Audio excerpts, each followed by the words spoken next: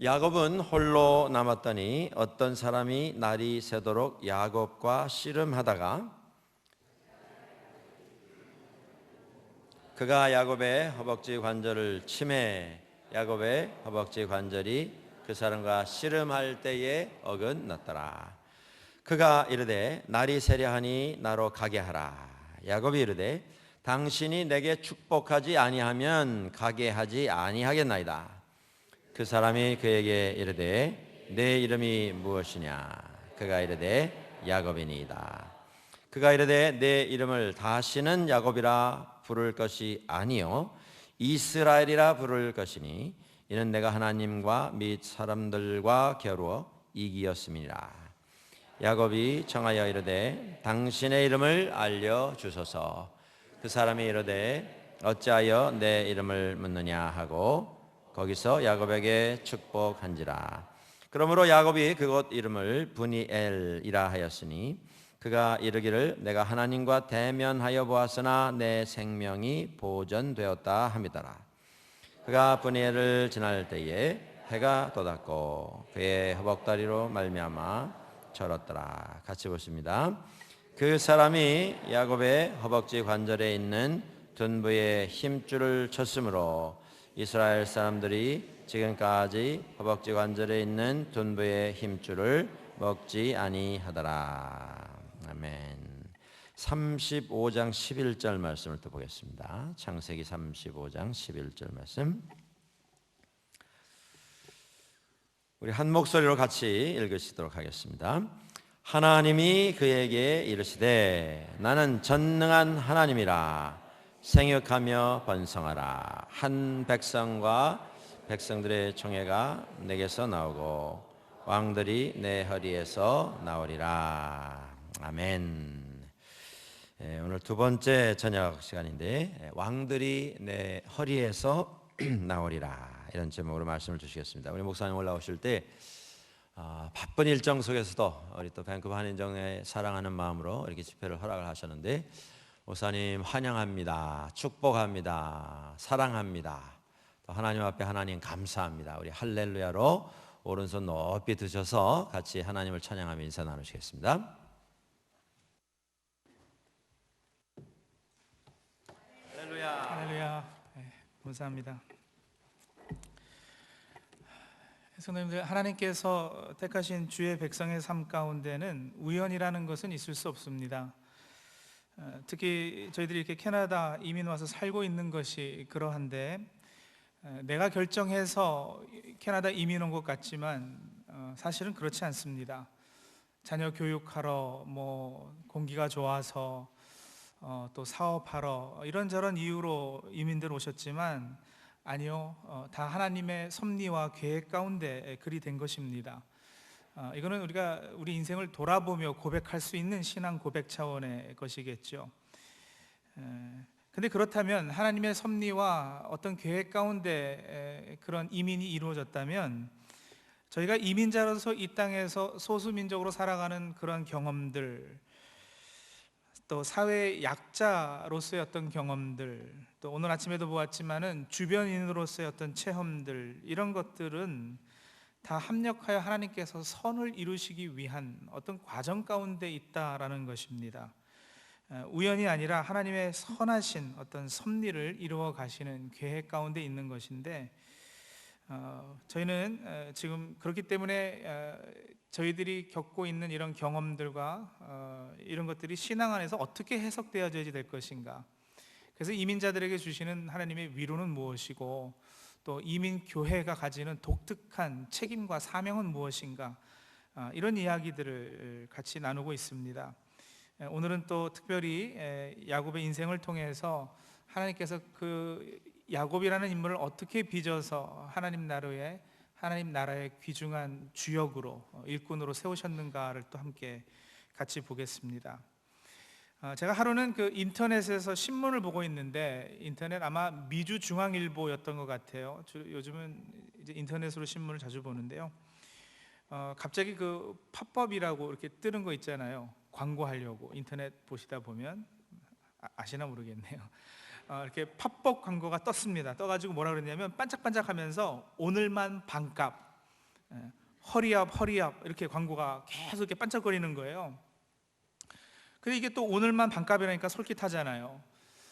거기다 허리업 허리업 하면서 서두르라고 재촉을 하니까 이게 마음이 약해졌습니다. 그래서 클릭을 딱 해보니까 이게 한국 어떤 온라인 쇼핑 사이트로 연결이 되는데, 뭐를 반값으로 팔고 있기에 허리업 허리업, 그러나 보았더니 허리업을 팔고 있었습니다. 무슨 말인가 잘 모르시겠죠? 광고 문구를 그대로 읽어드릴 테니까 한번 들어보세요. 그러면 이해가 되실 겁니다. 허리의 힘을 hurry up no, hurry up yes. 현대 메디컬 허리업은 요추 보호 및 특허 등록된 1등급 의료기기로 정밀하게 설계된 공기 기둥 방식으로 공기를 주입 시 29개의 에어포켓이 팽창하면서 허리를 부드럽게 감싸주고 지지해 주어 안정된 자세 유지가 가능토록 해줍니다 하면서 이렇게 광고 문구가 이어졌어요. 전자레인지에 따뜻하게 데워서 허리업을 사용하시면 아주 좋은 효과를 볼 거라고. 참 기발한 광고였습니다. 허리업에서 가봤더니 허리업을 팔고 있었어요. 그런데 이제 가만히 그 쇼핑 사이트를 살펴보니까 이 허리업 말고도 허리와 관련된 이런 비슷한 의료기기가 수도 없이 많았습니다. 저는 그렇게 이 허리와 관련된 그 의료기기들이 많은지 미처 몰랐어요. 근데 그만큼 허리로 고생하시는 분들이 많다는 이야기도 될 겁니다. 허리를 다치거나 허리가 삐끗하면 참 얼마나 고생이 심하겠습니까? 심한 경우는 아예 움직이지도 못할 그런 지경도 됐죠. 자, 그도 그럴 것은 허리는 사람의 힘의 원천이기 때문에 그렇습니다. 우리가 그런 표현 자주 사용하죠. 허리심이 좋아야 한다. 허리는 남성 능력의 상징이다. 사람 몸의 중심은 허리다. 이런 표현들 저희들이 자주 듣습니다. 재정적으로 어렵고 살림이 힘들 때면 또 뭐라고 표현하죠, 저희들이? 그렇죠. 허리가 힘다. 이런 표현도 자주 사용하고요. 그런 차원에서 오늘 봉독한 창세기 35장 11절에 하나님께서 야곱에게 주시는 약속은 충분히 이해가 되고도 남습니다. 같이 봉독하셨지만 다시 한번 또 한 목소리로 한번 읽어볼까요? 35장 11절입니다. 같이 읽겠습니다. 하나님이 그에게 이르시되 나는 전능한 하나님이라 생육하며 번성하라. 한 백성과 백성들의 총회가 내게서 나오고 왕들이 내 허리에서 나오리라. 힘의 원천이며 능력의 상징인 허리에서 백성들이, 왕들이 나올 것이다 라는 약속을 해주고 계십니다. 그러나 창세기에서 야곱의 생애를 잘 이렇게 따라오신 분들, 추적해 오신 분들은 이 구절을 읽으시면서 이거 뭔가 이상하다 이런 생각이 드셔야지 됩니다. 이 약속은 일단 말이 되지 않습니다. 논리적으로 이게 make sense 하지 않는 거예요. 창세기를 읽어 내려가시면서 사실은 이 구절에 딱 오셔서는 막히셔야지 돼요. 그래야 성경을 제대로 읽으시는 겁니다. 성경 읽으실 때 아무런 의심도 없이 그냥 생각도 없이 쭉쭉쭉쭉 읽어 나가시는 게 잘 읽으시는 것이 아니고요. 질문하시면서 이거 왜 여기서 이렇게 되지? 이런 질문들을 하셔야지 돼요. 이게 왜 이 부분에서 막히냐면요, 이런 약속을 하시기 훨씬 전인 창세기 32장에 저희들이 봉독했죠. 야곱의 허리에는 이게 뭐가 문제가 생겨버리거든요. 더 정확히는 야곱의 허리는 32장에서 부서지고 망가집니다. 부서진 허리에서 백성이 나온다라는 약속은 말이 되지 않는 소리거든요. 부서진 허리는 생산의 능력이 없어요. 만들어낼 수가 없습니다. 근데 하나님께서는 그런 약속을 하고 계신다라는 거예요. 자, 물론 32장에 저희 한글 성경에는 허리라는 단어가 등장하지 않습니다. 그래서 한글로 이렇게 성경을 읽으시면서는 이 32장에 야곱의 허리가 부서진 것과 35장에 내 허리에서 왕들이, 백성이 나오겠다라는 약속하고를 연결시키는 것이 어려우실 수도 있습니다.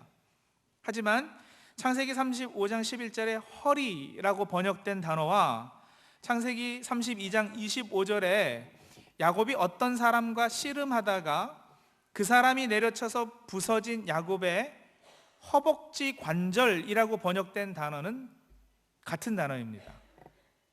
히브리어로는 동의어예요.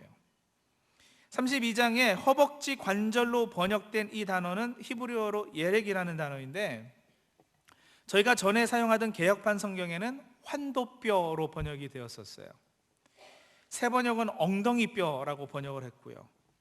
그래서 같은 한글 성경인데 이 예렉이라는 히브리어 단어, 같은 단어를 두고 환도뼈, 허리, 어떨 때는 넓적다리, 엉덩이 힘줄, 이런 여러 단어들로 번역을 해 놓았어요. 그래서 사실은 저희가 헷갈릴 수 있는 거예요. 연결하기도 어렵고요. 예를 들어서 창세기 24장 2절을 한번 보실까요? 창세기 24장 2절입니다. 창세기 24장 2절.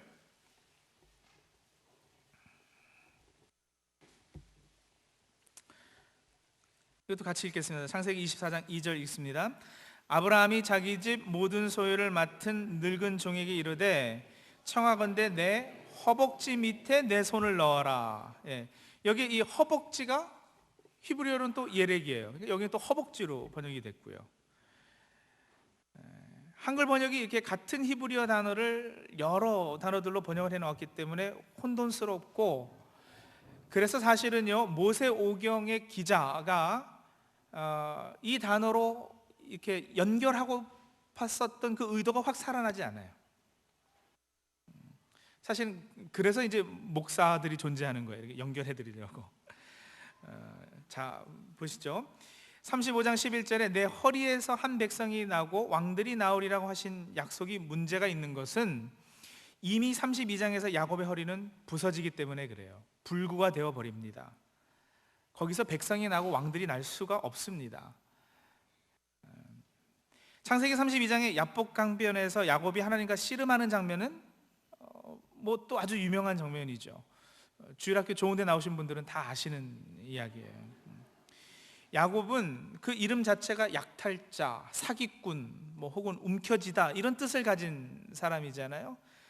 그래서 그의 인생이 그러했어요. 자기 꾀로 이렇게 저렇게 머리 굴려서 자기 나름대로 하나님의 축복을 얻어보려고 무던히도 애쓰고 노력했던 사람이에요.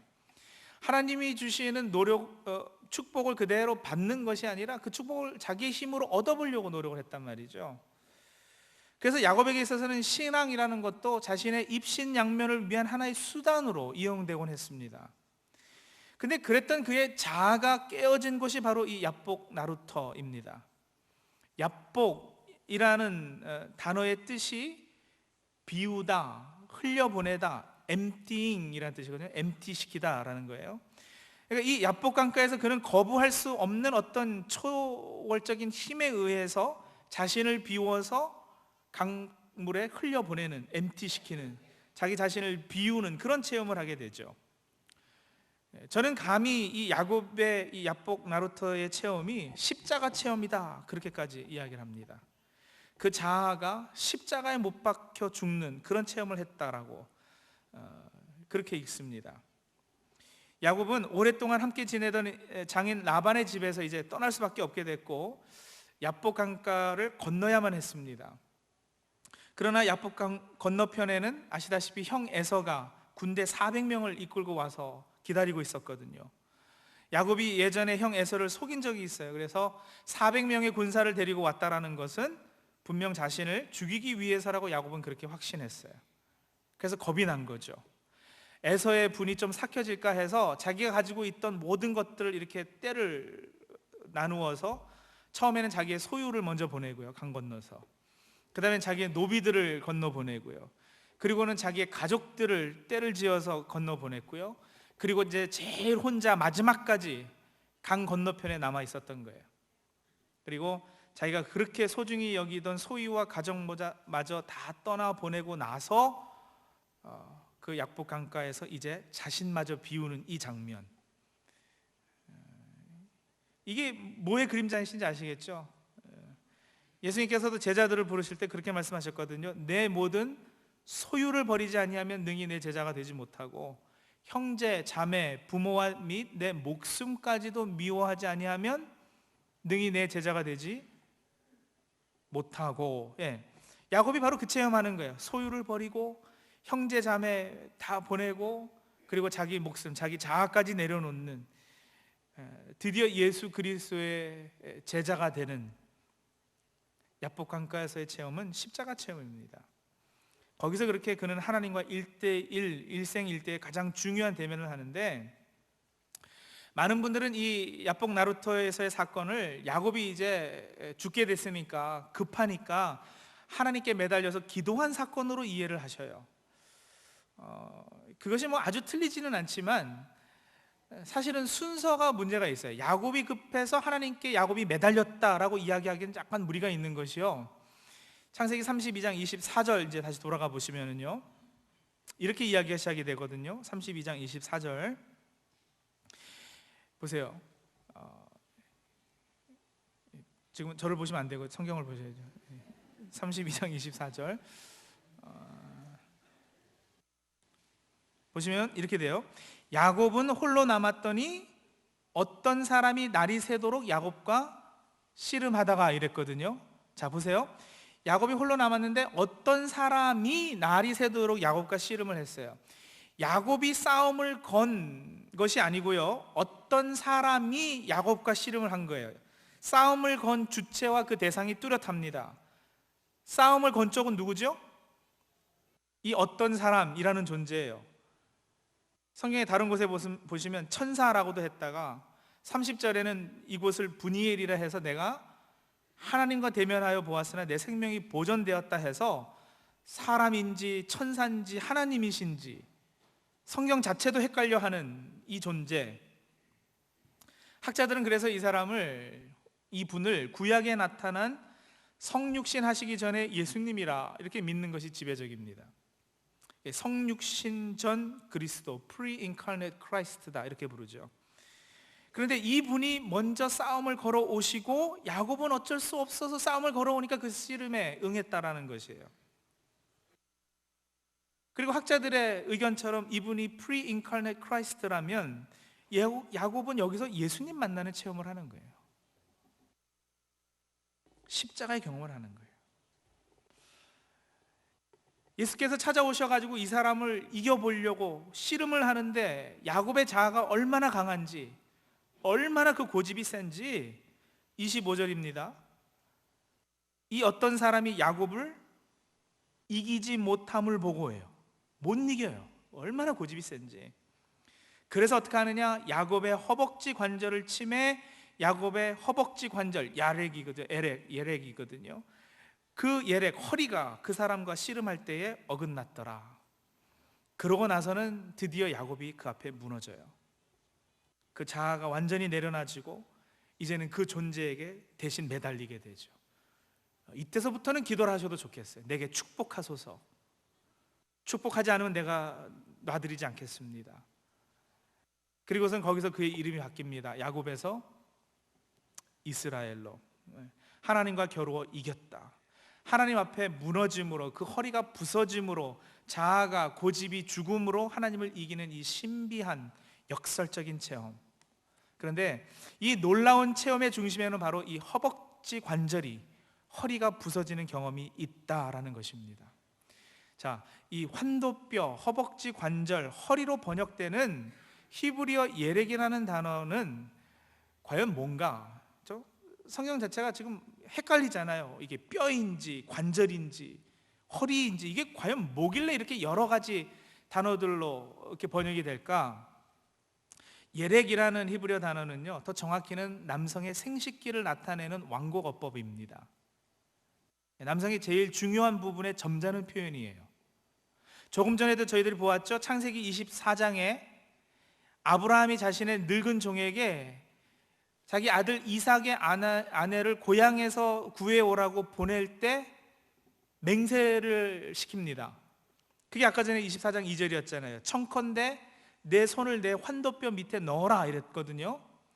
이게 무슨 장면이냐면요, 옛날에는 그렇게 서로 계약을 맺거나 맹세할 때, 요즘은 저희들이 계약을 하게 되면 어떻게 합니까? 사인하죠. 사인하는 걸로 끝나죠. 한국에서는 뭐 도장 찍었고 옛날에. 근데 이 고대 시대 때 이 사람들의 문화는요, 계약을 하거나 맹세를 할 때 환도뼈 밑에 손을 넣게 했어요. 다시 말하면 그걸 잡게 했었다라는 거예요. 예. 근데 이걸 잡아가지고 너 이렇게 하겠다라고 맹세를 해가지고 맹세를 시키는 것은 무슨 의미냐면, 이 사람이 이 맹세를 깰 때는 어떻게 하겠다라는 거예요? 네 거 잘라버리겠다라는 거예요.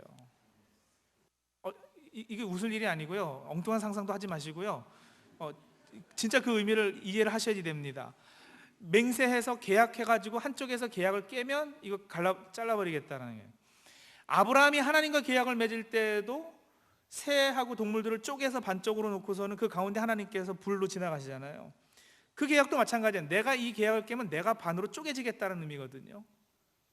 그러니까 이 계약하는 거, 맹세하는 거는 무시무시한 건데, 구약 백성에게는 특히 이 자손이 중요했어요. 자녀가 많은 건 하나님의 축복으로 여겨지기도 했고요, 부와 보호와 명예의 상징이기도 했고요. 우리 한국 분들은 이해하기가 훨씬 쉬워요. 같은 동양권에서, 한국 문화권에서도 아들이 얼마나 중요해요. 옛날에 아들 낳지 못하면은 쫓겨나기도 하고, 씨바지 문화가 왜 생겼겠어요? 아들 낳는 것이 그렇게 중요한데, 계약을 만약에 지키지 못해서 그것을 잘라버리게 되면은 더 이상 생산치 못하게 되는 거잖아요. 자식을 낳지 못해요. 그렇기 때문에 이 헐이라는 단어가 구약에서 가지는 의미는, 예렉이라는 것은 힘의 요체요, 생산의 자리, seed of procreation, 그러니까 자식 낳는 자리, 생식력, 남자 힘의 상징인 것이죠. 그런데 야곱이 야복 강가에서 자기가 의지하고 있었던 자기 힘의 원천, 그게 깨지는 거예요. 쉽게 설명드리면 이런 거죠. 삼손으로 말하자면 그의 힘의 원천이 뭐였을까요? 머리카락. 예, 그게 잘리는 거고요. 뭐 요즘 권투 선수 유명한 사람은 누가 있는지 모르겠네요. 마이크 타이슨으로 말하면 그의 힘의 원천은 이 주먹.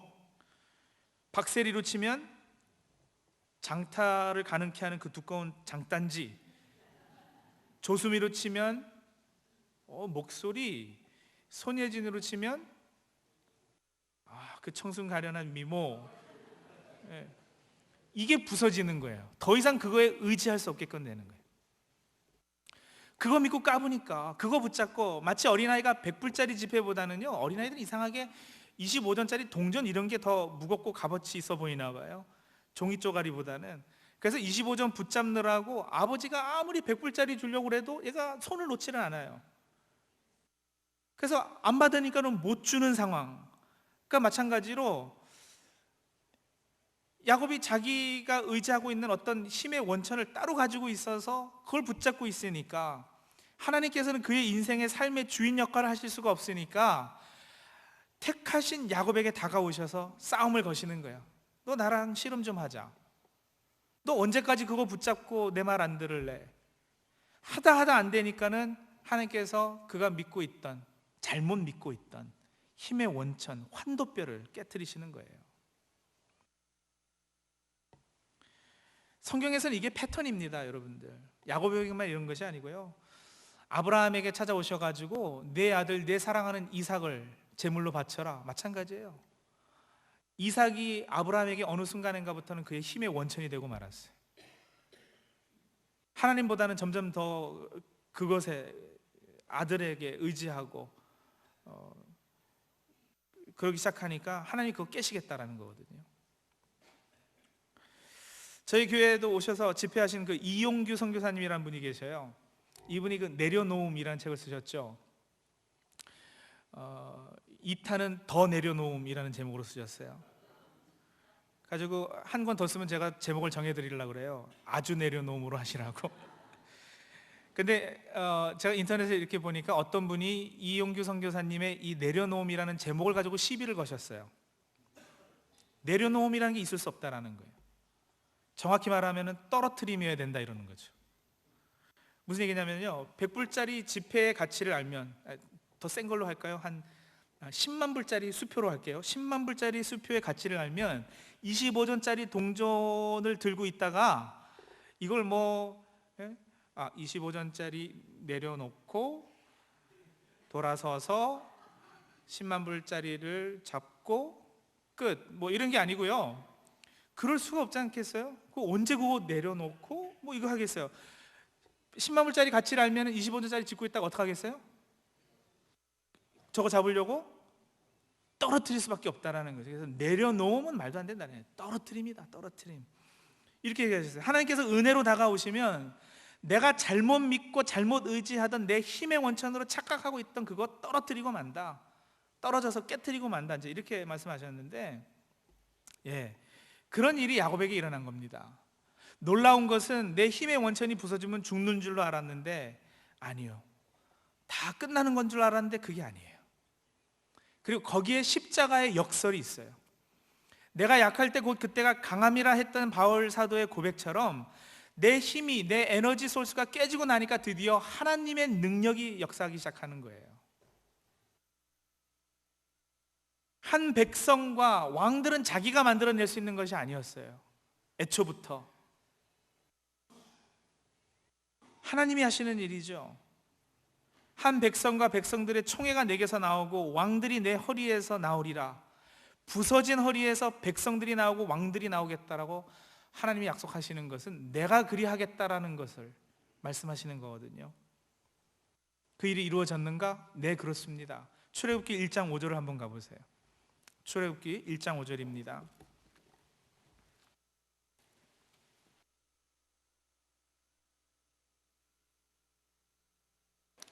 출애굽기 1장 5절.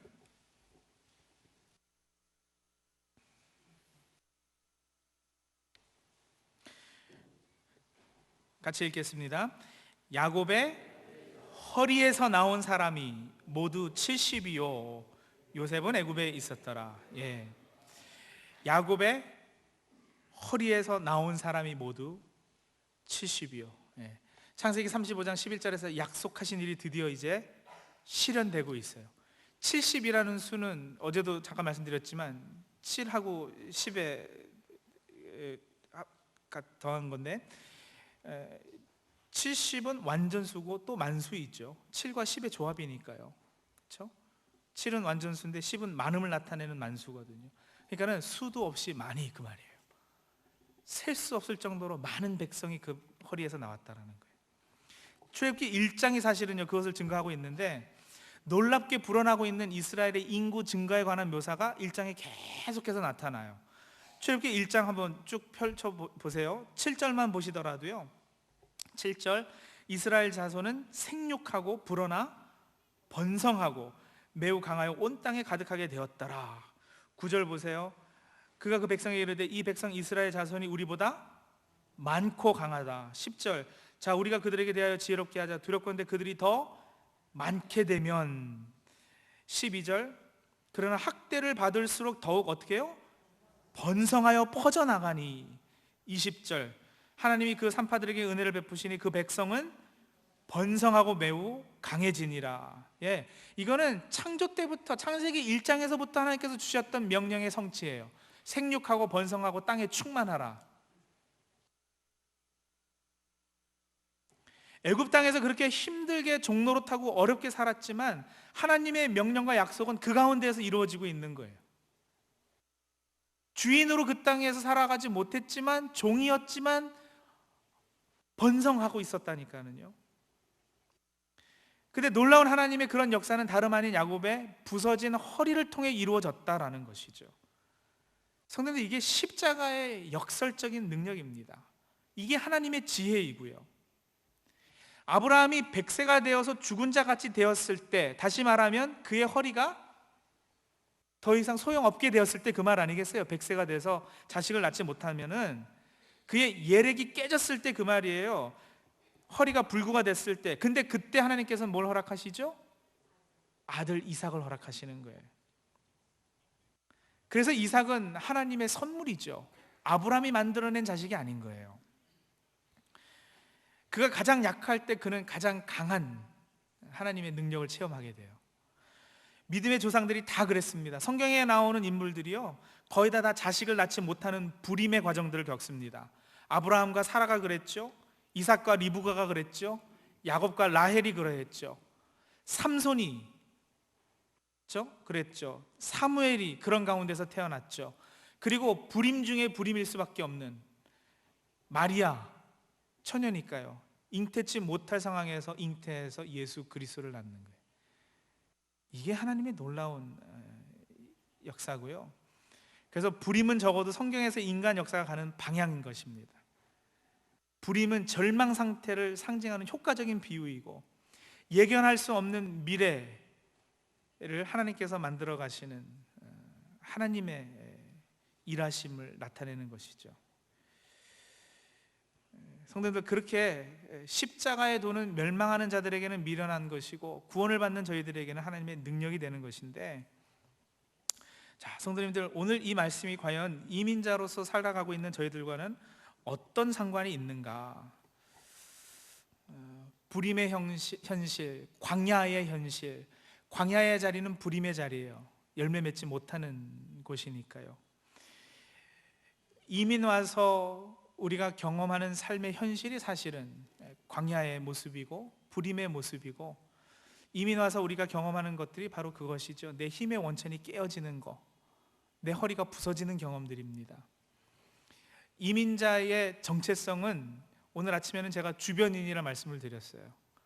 소수민족으로 이 땅에 살아가고 주변인으로 살아가는 것은 약자로 살아가는 거예요. 저희들은 강한 사람들이 아니에요. 그것이 빨리 인정되면 될수록 좋아요. 그래야 우리는 다른 세상에 쓸데없는 것들을 의지해서 강함을 추구하려 하지 않을 거예요. 어제 드렸던 말씀과 동일하죠. 야곱이 라헬을 추구하는 삶을 살았을 때 하나님께서 그것을 레아로 바꿔치기 해주시는데, 하나님은 어떤 사람들을 들어 사용하시느냐? 하나님께서는 저희들을 왜 이곳에서 이민자로서 그런 약자의 경험들을 하게 하시는가? 왜냐하면 그런 경험들을 통해서 저희들은 드디어 내가 믿고 붙잡고 있어야 되는 힘의 원천이 이 세상의 다른 어떤 것도 아니다라는 것을 깨닫게 되기 때문에 그래요. 돈이요, 명예요, 학위요, 남편이요, 건강이요, 자식이요, 다 하나님께서 주신 좋은 것들이죠. 하나님의 선물이기도 해요. 이삭도 하나님의 선물이었어요. 그러나 아브라함에게 어느 순간인가 그것은 깨뜨려 버려지 되는 그런 것이 되고 말아요. 하나님을 대신하는 자리에까지 올라서기 때문에요. 그거 붙잡고 자기 고집 피고 있을 때 하나님께서는 와서 싸움을 거시는 거예요. 하나님께서 우리들에게 어떻게 싸움을 걸어오시는가? 제가 늘 좀 이렇게 삶의 어려운 것들만 자꾸 말씀드려서 죄송하긴 합니다만, 때로는요, 내가 믿고 있는 것이 궁극적이 아닌 것이다 라는 것을 깨닫게 하시기 위해서 그것들을 치시기도 하셔요. 어떤 분은 그래서 사업이 어려워지시기도 하고요. 어떤 분은 건강 믿었는데 건강이 하루아침에 어려워지기도 하고요. 특히 그 부분에 있어서는 제가 아주 예언자로서 개런티해 드릴 수 있어요. 이 자리에 앉아 계신 모든 분들의 건강은 언젠가 가서는 분명 나빠집니다. 이거는 100% 이루어질 예언입니다. 그러니 믿을 게 못 되는 거예요. 그건 우리 머리도 마찬가지예요.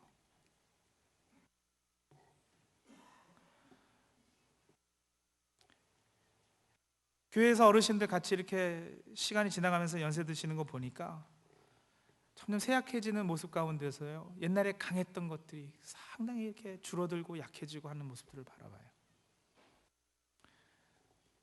그러면서 더욱 깊이 깨닫는 거죠. 아하, 저런 거 의지하고 믿고 그러고 살 것이 아니구나.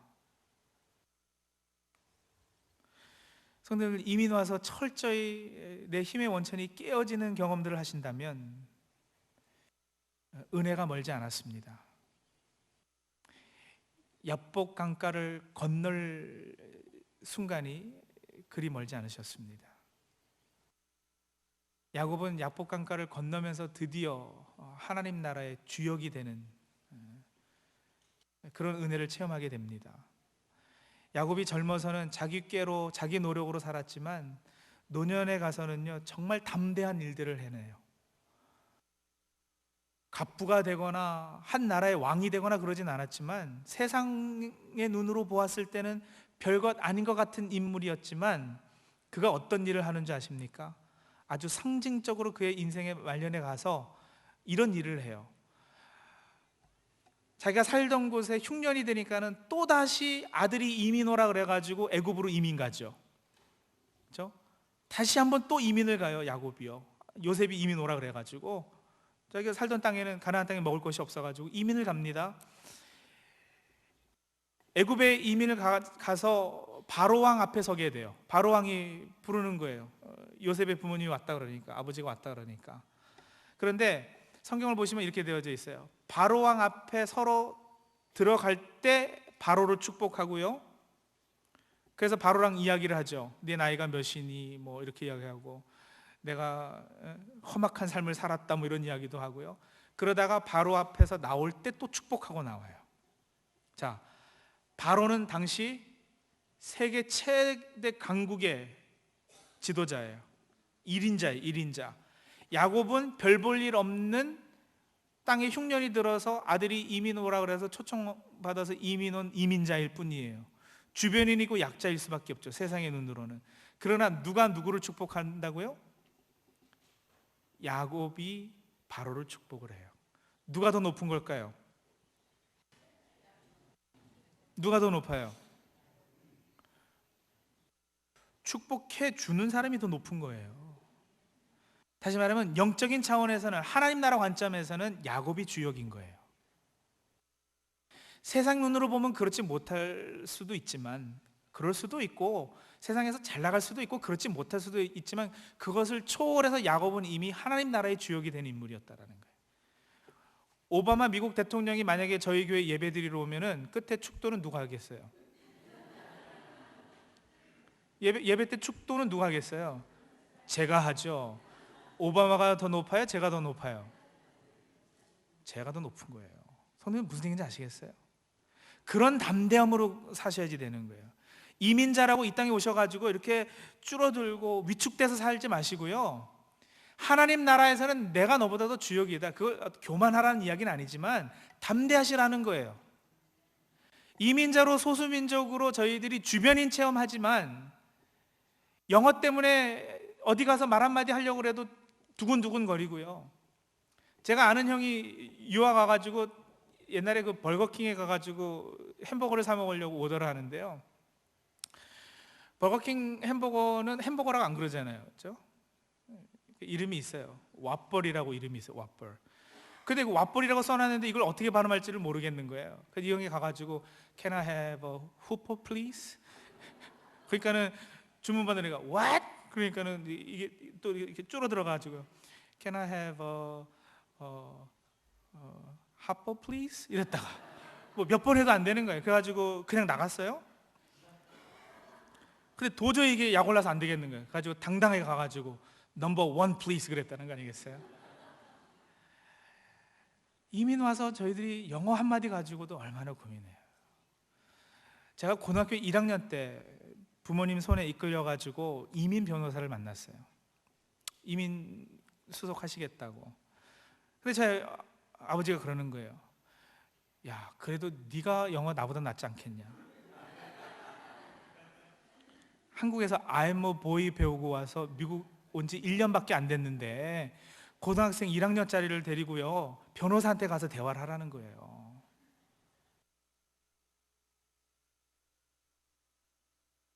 이민 수속이 잘 안 됐어요. 저는 제가 뭔가 잘못 통역해서 그런 줄 알았어요. 평생 그게 한이었어요. 내가 뭐 말 잘못해서 안 됐다. 성도들, 저희들이 그렇게 이민 생활하지만 그런 나의 한계와 나의 약한 모습을 인정할 수 있기 때문에 하나님의 강하심에 매달리게 됐잖아요. 살기 힘들고 내가 강하지 못하니까 나보다 더 강하신 분을 붙잡으려고 새벽기도 나와서 눈물 흘리셨잖아요. 그 과정 통해서 그렇지 못한 사람들보다 더 깊게 하나님 만나셨잖아요. 내 허리가 완전히 부서져 가는, 그래서 쩔뚝거리며 걸어갈 수밖에 없는 그런 인생들을 저희들이 다 여기서 경험하셨잖아요. 세상에서는 그런 모습일지 몰라도 영적인 차원에서 하나님 나라 관점에서는 그 주변인은요 하나님 나라의 창조적인 핵이 되는 거예요. 주역의 역할을 감당할 수 있는 거예요. 그래서 오늘 아침에도 말씀을 드렸어요. 성경에 나오는 하나님께서 들어쓰신 모든 인물은 다 이민자들이었다라는 거예요. 그렇죠? 아브라함으로부터 시작해서 야곱, 요셉, 자기가 자발적으로 이민 간 것이 아니었다면 포로로 잡혀가서라도 두 문화권에, 두 언어권에서 생활했고요. 느헤미야, 다니엘, 바울, 로마 시민권 가지고 헬라어도 했고 히브리어도 했고요. 그러나 그런 낀 사이에서의 경험을 한 사람들, 그런 사람들이 하나님께서는 이 세상에서 가장 들어쓰기 쉬운 하나님의 일꾼들이었다라는 거죠. 왜냐하면 하나님을 인정할 수 있는 사람들이었기 때문에. 광야에서의 모습이 그거예요. 애굽을 나왔어요. 가나안 땅은 아직 들어가지 못했어요. 그러니까 애굽과 가나안 사이에서 애굽도 아니고 가나안도 아니고, 그러나 애굽은 나왔기 때문에 가나안 땅에는 들어간 건데, 그렇죠? 이 between, 그리고 both end, 광야라는 곳은 그런 곳이거든요. 근데 그 광야에서 이루어지는 것이 어떤 일들이냐? 훈련이에요. 하나님 나라 백성으로서의 훈련이에요. 400년 동안 애굽에서 노예 생활하던 노예 근성이 하나씩 하나씩 깨지는 곳이 광야예요. 내 힘으로, 내 노력으로 먹고 살았던 그 노예 생활에서 벗어나서 이제 하늘에서 내려오는 만나를 내 힘으로 벌어서 먹는 게 아니죠. 그냥 주시는 거, 은혜로 먹는 거 훈련하는 데가 광야예요.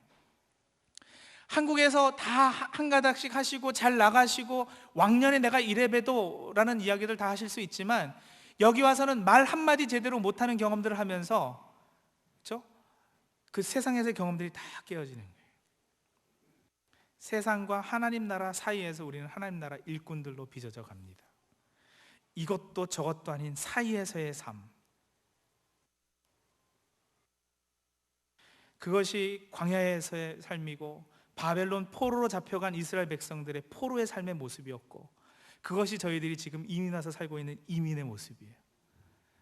그래서 광야의 모티프와 포로의 모티프하고 이민자의 모티프를 저는 동일하게 봅니다. 그렇다면 이제는 확실해지는 것이죠. 허리가 부서지는 경험을 하시는 분들은 이제 강을 건너는 사람들이 되시는 거예요. 강을 건너는 것에 대해서는 내일 아침에 다시 말씀을 드리겠습니다만은, 성도님들, 하나님께서 나에게 찾아오셔서 씨름을 걸고 계시는지, 씨름을 하셨는지, 그래서 허리가 부서지셨는지, 씨름 중이시라면 더 이상 고집피지 마시고 빨리 하나님 앞에 항복하시는 것이 어떠실런지. 허리가 부서지는 경험이 아프고 이제는 쩔뚝발이로 걸어야지 되지만, 그것이 얼마나 하나님의 큰 축복인지 다시 재해석하실 수 있는 은혜가 있기를 바랍니다. 32장 다시 한번 펴보실까요? 창세기 32장.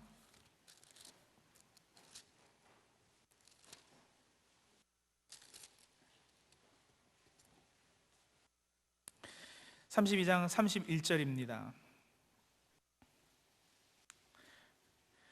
그가 브니엘을 지날 때에 해가 돋았고 그의 허벅다리로 말미암아 절었더라. 자, 이 모습을 한번 상상해 보세요. 허리가 부서져서 이제는 이렇게 쩔뚝쩔뚝 걸었어요. 그러나 그의 머리 위에는 어떻게 되고 있어요? 해가 돋은 거예요. 새로운 역사의 시작, 하나님의 역사가 시작되는 모습인 거예요. 이게 얼마나 감격적인 모습인지 아시겠어요? 바로 이것을 기점으로 야곱의 옛사람이 죽고 새 사람이 삶의 시작이 되는, 해가 돋았고 그는 쩔뚝거리고 걸었다. 쩔뚝거리고 거는 것은 하나님께서 그에게 은혜로 다가오신 것의 그 삶의 상징이 되죠. 성도님들, 이민 오셔서 허리가 부서지는 경험들 하셨으면 이제는 감사하시고, 그렇게 나는 온전히 하나님의 사람으로 빚어져 가고 있다는 사실에 다시 한번 감격하시고, 그렇다면 이제 이민자로서 그런 하나님의 경험을 깊게 한 사람으로서 나에게 허락하시는 책임은 무엇이고 사명은 무엇인지, 오늘 아침에 이민자로서의 사명 말씀을 드렸어요. 대사회적인 어떤 책임들을 이제는 드디어 감당할 때가 왔고요. 또 1세 교회로서 우리 2세들을 신앙으로 교육시켜야 되는 책임이 있습니다. 이민자들을 위로하는 거, 해외 선교하는 거, 이민교회들이 잘했던 것들이에요. 잘했던 것들은 앞으로도 잘하면 좋고요. 그동안 잘하지 못했던 부분들은 우리가 이제 올바로 세워 나가야지 될 그럴 때가 되었습니다. 성도님들, 쩔뚝거리는 내 모습 더 이상 부끄러워하지 마시고, 이민의 삶을 사시면서 더 이상 위축되지 마시고 담대해지시기를 주의 이름으로 축원드립니다. 세상의 그 누구보다는 세상적으로 봤을 때는 못난 모습일지 몰라도 혹이라도, 그러나 그것과 상관없이 영적인 차원에서 하나님 나라에서는 내가 주인공이다라는 확신 가지시고 담대하게 승리하는 삶 사시는 저 우리 성도님들 다 되시기를 바랍니다. 같이 기도하실까요?